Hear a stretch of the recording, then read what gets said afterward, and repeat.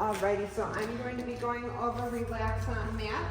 So the goal of relax on mat is to go somewhere and do nothing, right? Because if we're busy, if we want our dogs out from under our feet, if we can't pay attention to them right in the moment, this is something that we can do, that we can say, hey, look, this is where you're supposed to go, and this is where you're supposed to stay.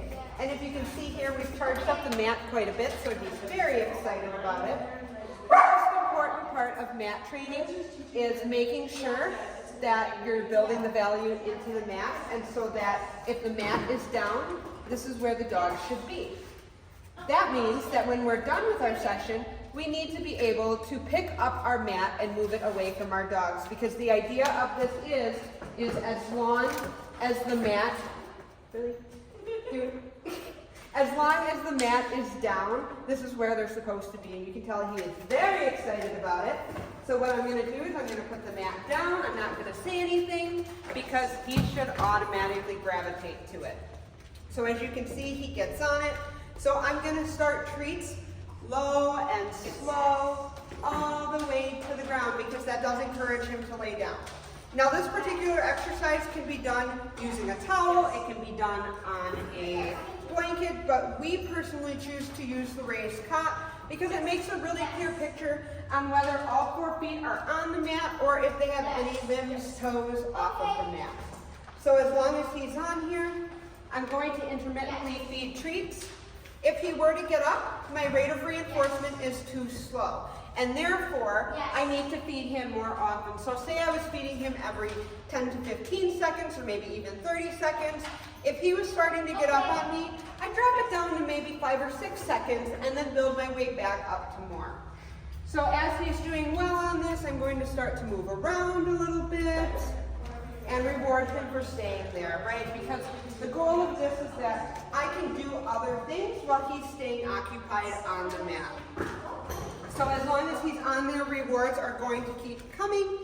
And what I'm going to do next is I'm going to release him. He will get off of the mat to go and eat a cookie. And you'll see, as long as the mat is still down, that is right where he will go back to. Which is why it's important that whatever you choose to do this with, you're able to pick it up and put it away as soon as you're done. So I'm going to release him by saying, okay. And I'm going to drop a few treats and encourage him to get up. Look at those cookies, oh so yummy. So he's going to eat the cookies, and if you see, he should come right back to the mat. And he does. He says, why would I get off this wonderful magic carpet of treats? And you can see he lays down right away. So I begin the treats again. And again, I'm going to start moving around a little bit, just getting him used to staying on the mat no matter what I am doing. So in this case, he's got some toys on the ground, so I might pick him up, play with him a little bit. And he stays on the mat, so I come back and reward him. I'm going to do the same thing over here. And I am going to reward him for staying on the mat. So same thing, I might come over here, I might play with the shades a little bit. I might just, dust the counter. And as long as he stays there, food is going to keep coming. So now that I'm done with my session again, I'm going to use my release word and toss some food so he has to get up. But the difference is this time, I'm going to be picking his mat up. So I'm going to say, okay, toss the food. And when he goes, the mat comes up and it goes away.